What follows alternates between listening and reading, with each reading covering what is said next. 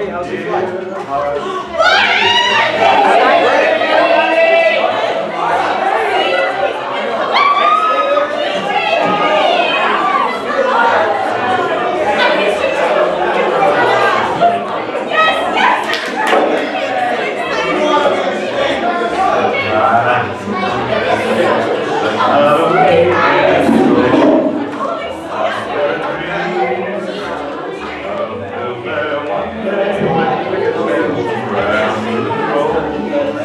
I feel so well,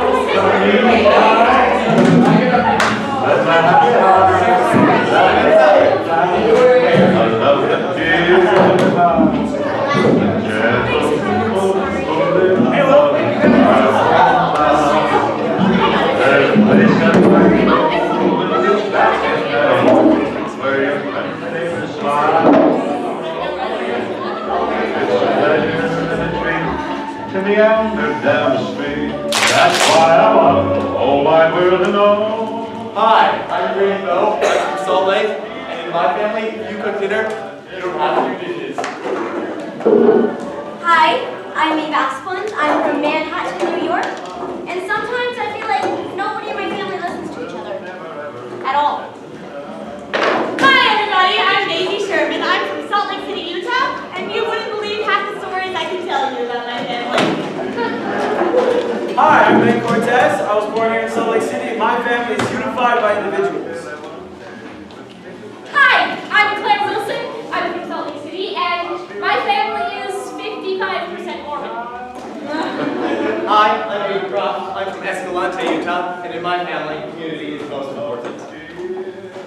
Hi, I'm Syd Shoell. I'm from Salt Lake City, Utah, and in my family at Christmas time, we make hand-dipped chocolates.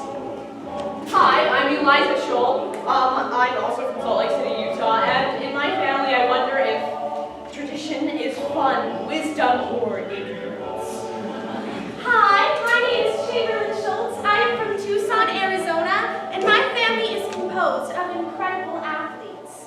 Hi, my name is Lili Huettlinger. I'm from Salt Lake City, Utah, and in my family, no one can spell or pronounce our last name, so don't even try. Hi, I'm Will Moore. I'm from Salt Lake City, Utah, and when my family comes in for the holidays, we eat like pigs and we sleep like bears. Hi, I'm Jannah Bowen. My Chinese name is Tai Xiaoting. I'm from Taipei, Taiwan, and it is completely normal for my family to speak 3 different languages all at once. Hello, my name is Lauren Prince. I come from Kaysville, Utah, and my family for birthdays we get to eat waffles, vanilla ice cream, and strawberry syrup. Hi, my name is Karla Gallegos. I'm from Mexico City, and both my parents are doctors, which means they don't really get my love of theater. Hi, my name is PJ Volk. I'm also from Salt Lake City, Utah, and I don't really like it when family traditions are changed. The point is, of course they're both games, and both are played in a rectangular area, and the players go back and forth from one to the other. But in football, all the players gather in the huddle, and the quarterback decides the play. And then all the players go out and execute the play. And then it's over. And so it goes, starting and stopping, plans and more plans. Whereas in basketball, the whole thing is you take up the ball, and you make it up as you go along. Like, it's an open thing. This is why I say, the game people should really talk about is not football, but basketball.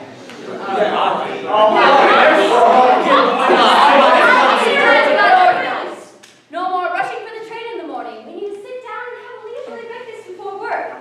No more instant coffee. No more grabbing a piece of toast on the way to the station. We need to sit down and have a leisurely breakfast before work. No more hamburgers and hot dogs. We need to I should start making stews and casseroles. No more television. What? No more television. I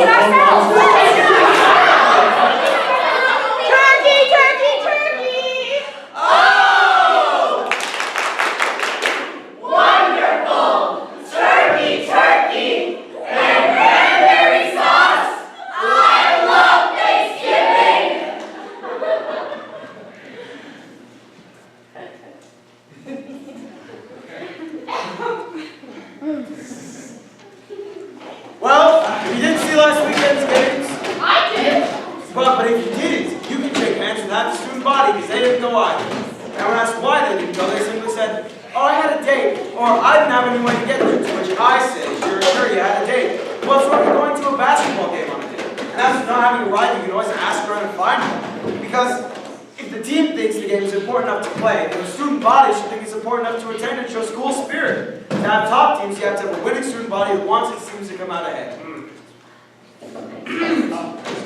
Everyone? Now then, one thing I think we can all agree about, this is a moment to remember how grateful we are for all we have, for being able to gather with one another, for the warmth of home and family, in a time of safety. Amen. Cheers. Yeah, Carl's dead. Because when we look back, not so long ago in the past, people lived in places with fixed stone walls and big iron bars, and they had towers on top of big houses where the families would all retreat in case they were being attacked and pour oil down on top of people who were trying to get into their house.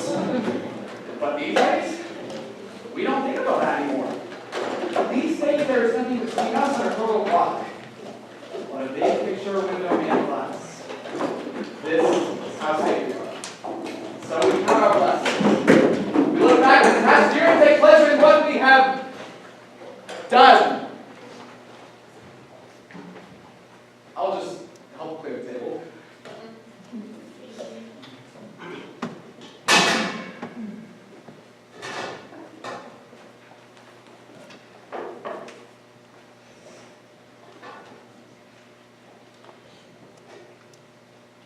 What I want to be respected. I want my family to be proud of me. I want to be creative. I want whiter teeth. I want more money. I want better knees. I want a better stick. I want a better body. Yeah. I want an end to war. Yes! I want to play the roles that boys. I want a better job. Yes! I want to eat what I want and not gain weight. Amen. I want people to care. I want a better life for the poor. I want to feel. I want to be strong. I want to skydive. I want to do a back handspring. I want to be protected. I want to be safe. I want what I don't have. I want there to be justice. I want what everyone else has. I want more than you have. I want what people don't know about. I want good friends who are there for you and tell you what you need to hear and make you laugh so hard you pee in your pants.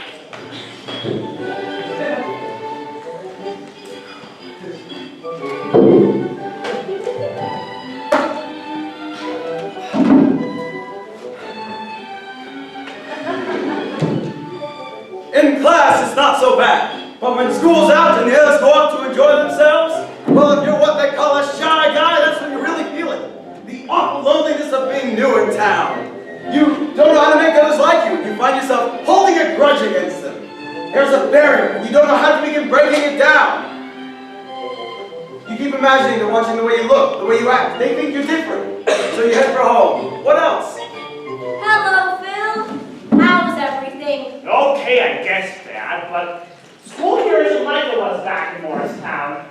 I don't think I ever will fit in, not here. I'm different from the boys in this town. Well, what about the other fellows? What do they do? What do they like? Gosh, Dad, I don't know. Why not try to find out? Now there's an idea. Maybe a good idea. Worth a try anyway, and tomorrow's not too soon to start. Pick out the most popular boys and girls in class and keep an eye on them. Who are they now? Some are right here in this very class. Andy McIntyre, for instance. People like him, all right. There's Jude Gallagher. He writes high popularity too. And there's Jane Davenport. She's popular with the boys and the girls. Chip's got something to say and Andy's listening. He seems really interested. Come to think of it, Andy's always interested in what people have to say. Maybe that's why he hits it off so well with everybody. Look at Chick and Bob over there. Girls seem to like them all right. Why? What's the angle? They do act kind of polite. At least they see the girls and give their orders to the waiter. They're not loud like some of the guys. Sherry Coke, chocolate Coke, milkshake and malt, double chocolate malt. Okay, I got this. Oh, excuse me, I've got orders for this table. Oh, I'm sorry, Bob. I was just helping out during rush hour. Oh, geez. Thanks a lot, Chick. That's swell. No, Dad, there's a mixer Friday night. I wasn't going to go, but at the drugstore the other day, Chick sent out to come. Good idea, Phil. Well, Dad, there is a girl I'd like to take Mary Lou ride. Well, I'm not sure she told me. I never even talked to her. I'd probably fall all over myself. Besides, she's popular. She's probably got a date by now.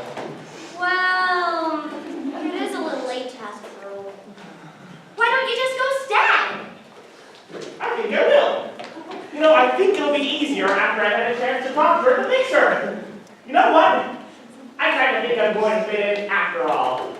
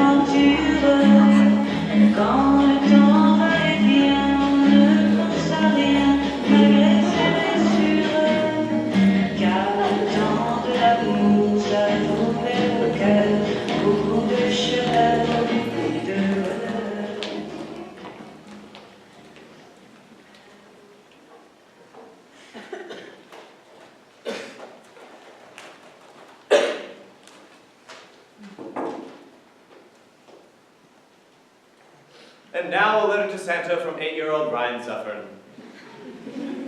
Dear Santa, my mom said to send you our Christmas lists. I wanted a remote control car and helicopter, but I don't want that anymore. Kids at school are picking on my sister Amber, and it's not fair because she doesn't do anything to them, and it makes me mad. I prayed for them to stop, but God is busy and needs your help. Is it against the rules to ask for a gift early? Could you ask Big Time Rush to come to Amber's birthday party? It would make her so happy. If you don't get them to come, please just get her everything she asked for. Thanks, Santa. Love, Ryan. P.S. My mom throws the best birthday parties. You can come if you want.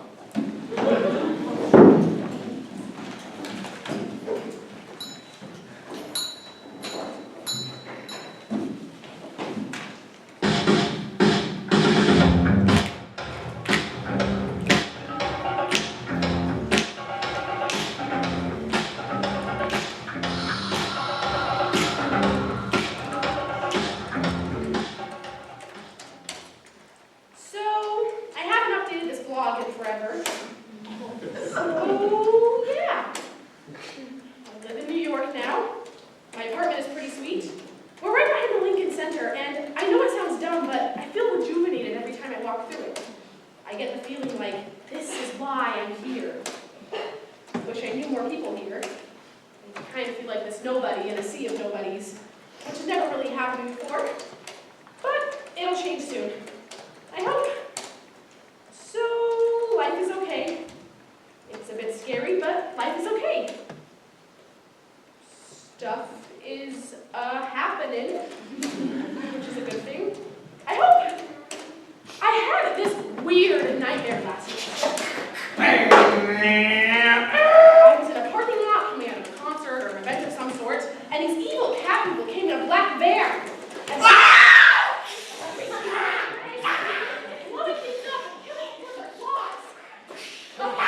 I got away in the back of someone's car.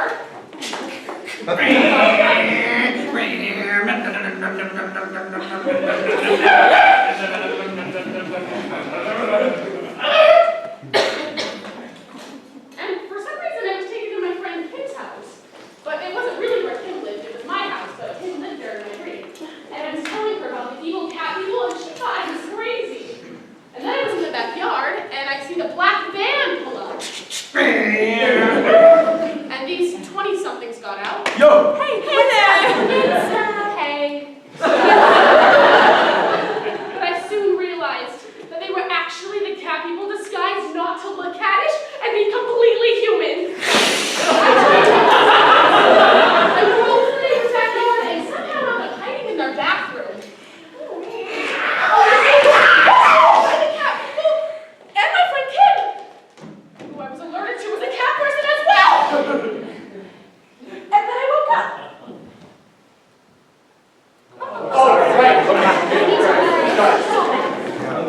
And I thought, what does this all mean?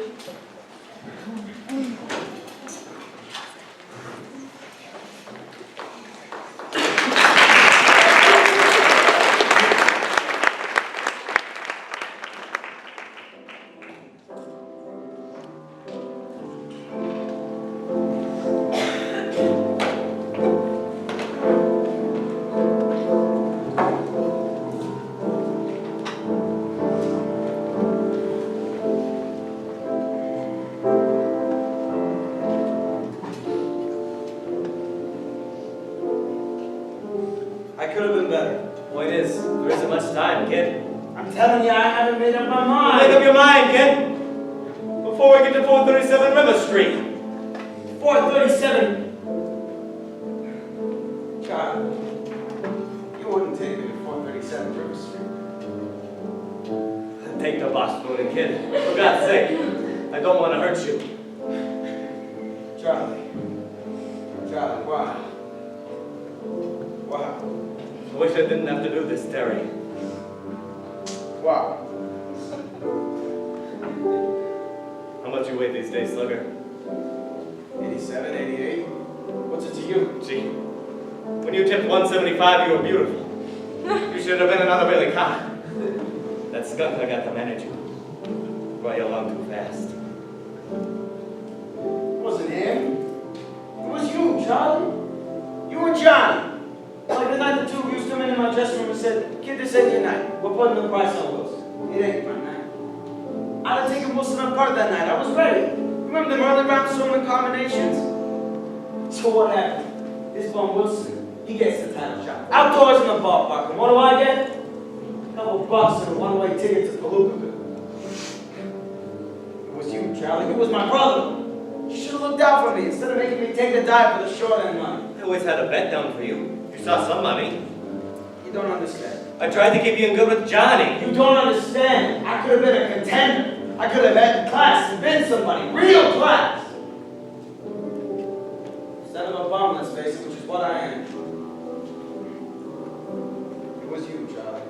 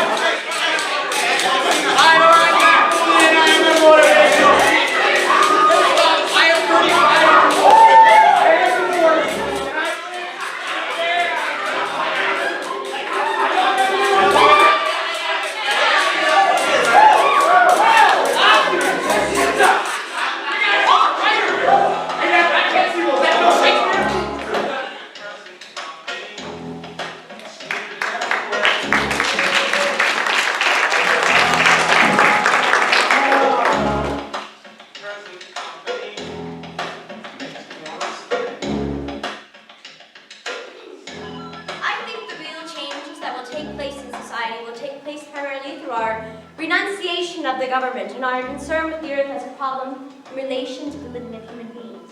I believe that modern art and modern music have served to draw the attention of the individuals to the world around them.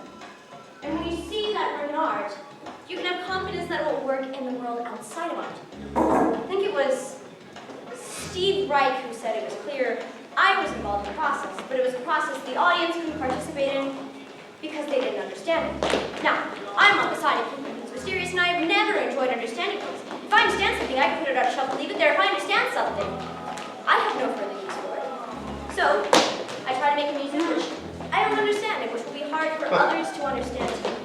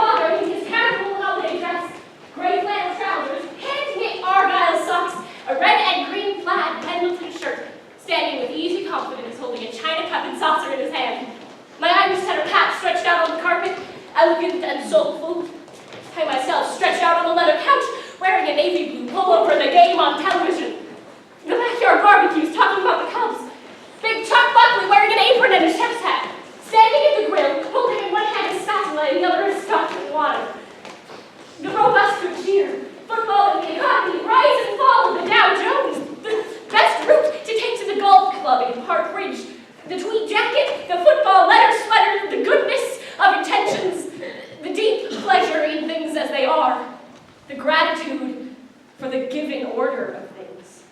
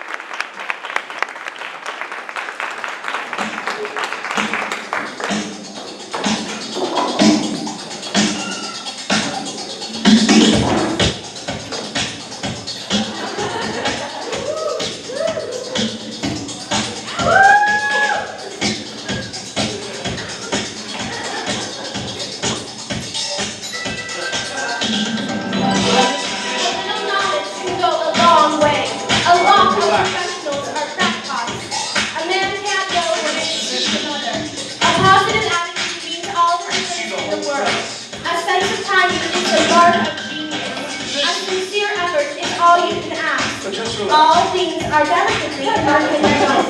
Ambivalence can ruin your life. Any surplus is war. Anything is a legitimate area of investigation. At times, your unconsciousness is truer than your conscious mind. Bad intentions can yield good results. Being alone with yourself is increasingly unpopular. Children are the hope of the future. Decency is a relative thing. Enjoy yourself, because you can't change anything anyway. Every achievement requires a sacrifice. Everyone's work is equally important. Exceptional people deserve special concessions. Good deeds eventually are rewarded. Grassroots agitation is the only hope. If you live simply, there is nothing to worry about. Ignoring enemies is the best way to fight. Illness is a state of mind. It's better to be a good person than a famous person. It's not good to operate on credit. It's vital to live in harmony with nature. Just believing something can make it happen. Keep something in reserve for emergencies.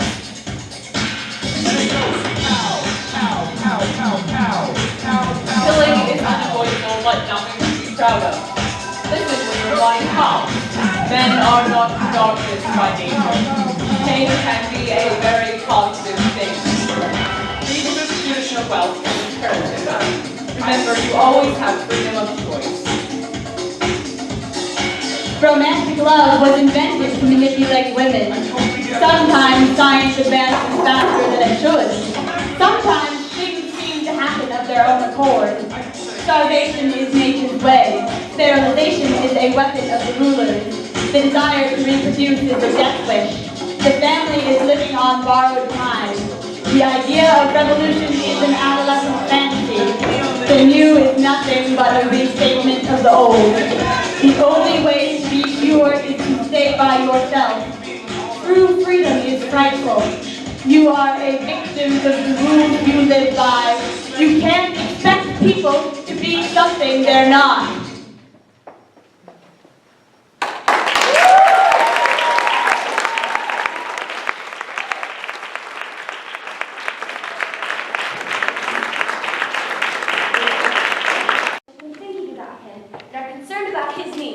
Number 2, prepare yourself. Take 15 minutes to rest so you will be refreshed when he arrives. Touch up your makeup, put a ribbon in your hair, and be fresh looking. Be a little more zestful and a little more interesting. Number 3, minimize the noise. At the time of his arrival, eliminate all noise of washer, dryer, dishwasher, or vacuum. Be happy to see him. Greet him with a warm smile and be glad to see him. Are you fit for marriage? To help you decide for yourself, the author presents in this article several tests that are being used throughout the country to determine individual fitness for marriage. By taking the 3 tests that follow and studying the results, you can measure your own marital aptitudes.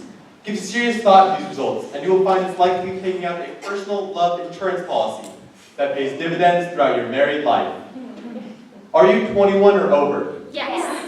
Are or were your parents happily married? Very happy. Were you happy as a child? Very happy. To what degree were you punished as a child? Never severely. Where did you first learn about sex? Don't remember. What are your present attitudes toward sex? Intense interest. Have you ever wanted to be the opposite sex? Yes. How do you rate your partner in mental ability? Definitely inferior. How do you rate your partner in willingness to cooperate? Very similar. Is your religion the same as your partner's? Yes. Have you a tendency to be careless or disorderly? No. Are you uncommonly bossy? No. Yes. For the man, does he insist on having his own way? Frequently. For the woman, has she a mean disposition? Never.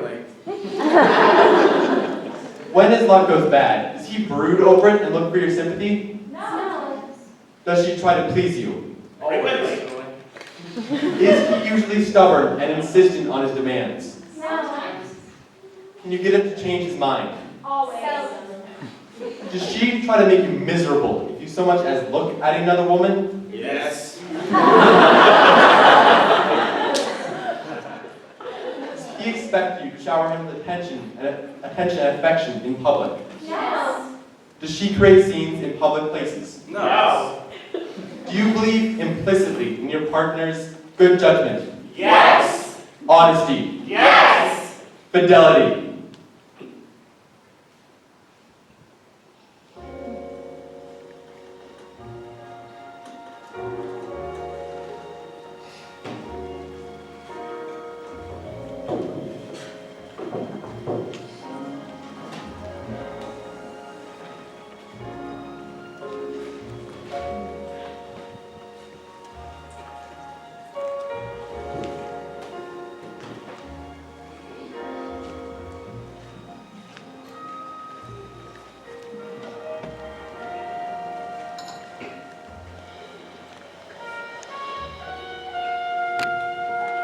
When they reached the dark hallway, she slowed their walk. Wait.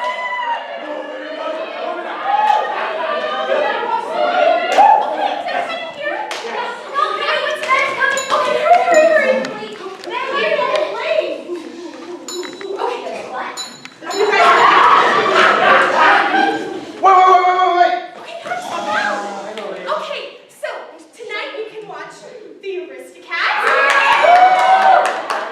National Geographic, or Henry V.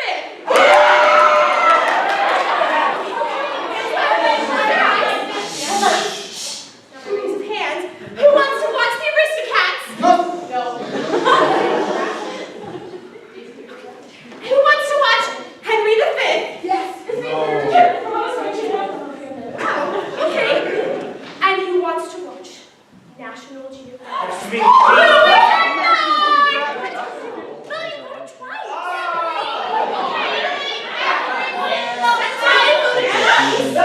We're gonna watch this Henry V.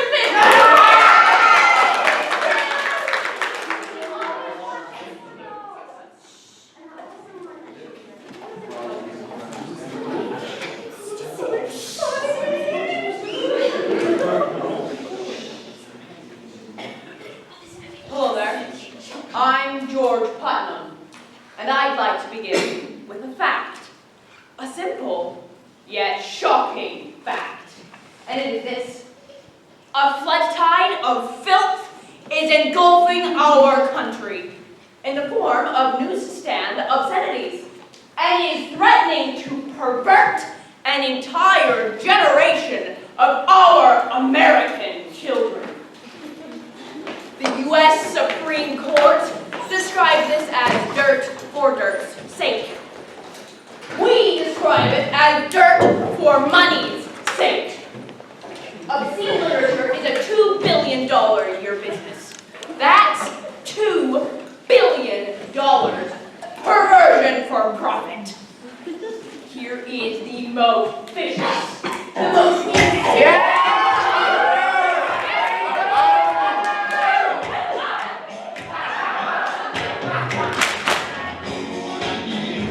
They constantly parade our children with vile images. This deterioration of moral standards leads to honest deceit. Don't let me hear you say lights taking you nowhere.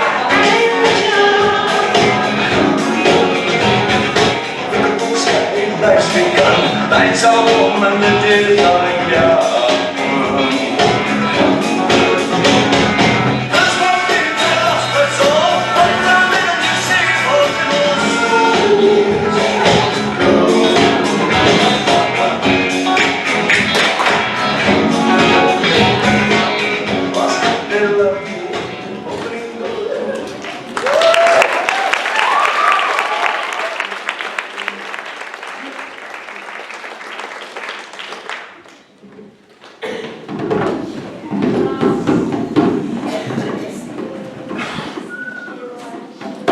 Testing, test. We got well floor on.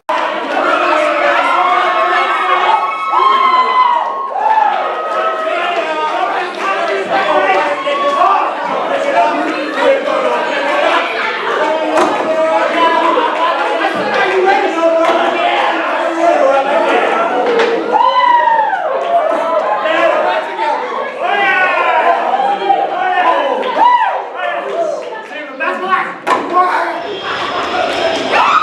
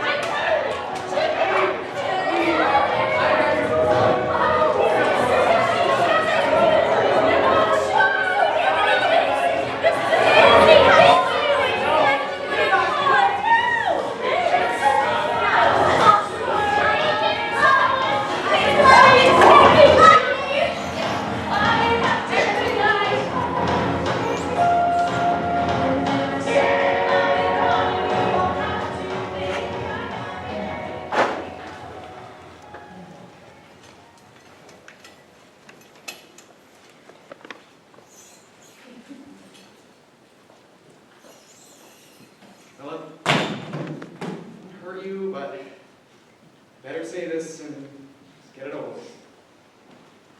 Say what, Jay? I want a divorce. Just like that. No preamble, no explanation. A clean surgical cut. And then it was all over.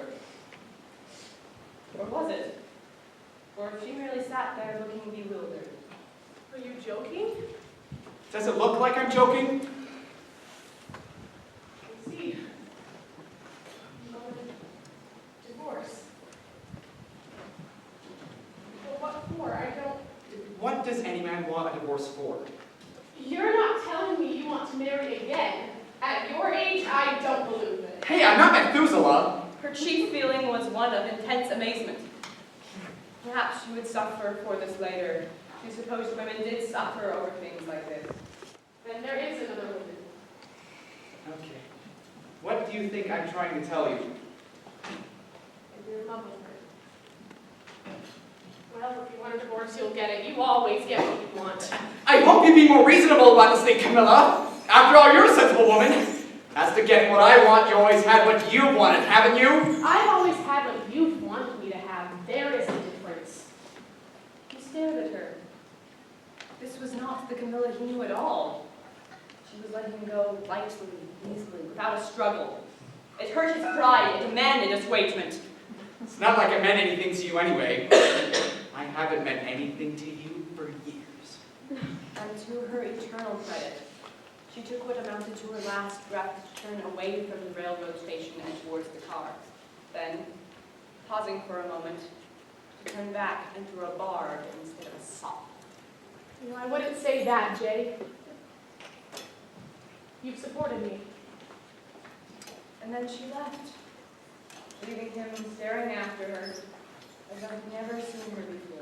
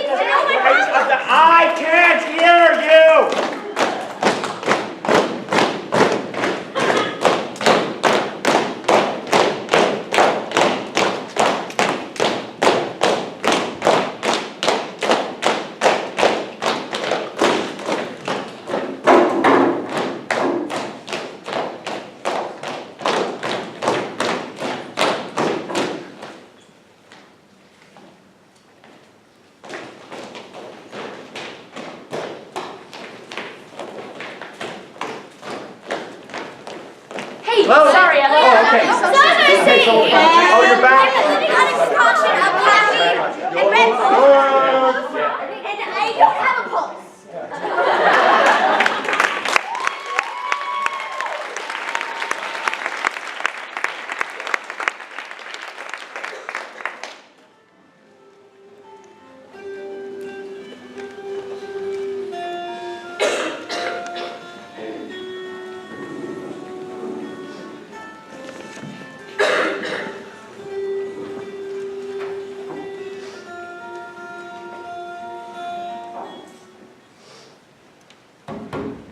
remember many afternoon dinners of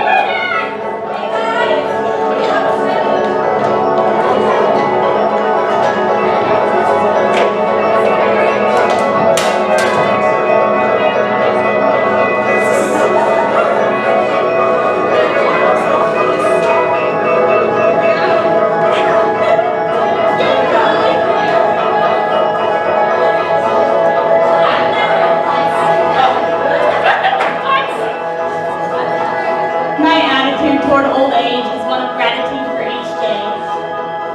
It strikes me that since I obviously have a shorter length of time left than I've already had, I'd better hurry up and start getting interested in whatever I can. I remember when, in my 20s, it seemed to be essential to me to focus my attention on one thing. I had to make a choice between music and painting. I chose music. But now it seems perfectly natural to open out to every single thing I possibly can do, because I'm not going to be here much longer. The best thing to do is to enjoy as much as possible while I am here.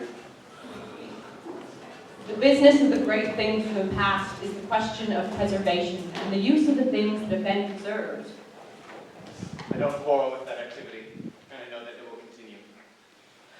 But there is another activity, one to which I am devoted, and it is the bringing of new things into being. The difference between these two things is the difference between spring and summer.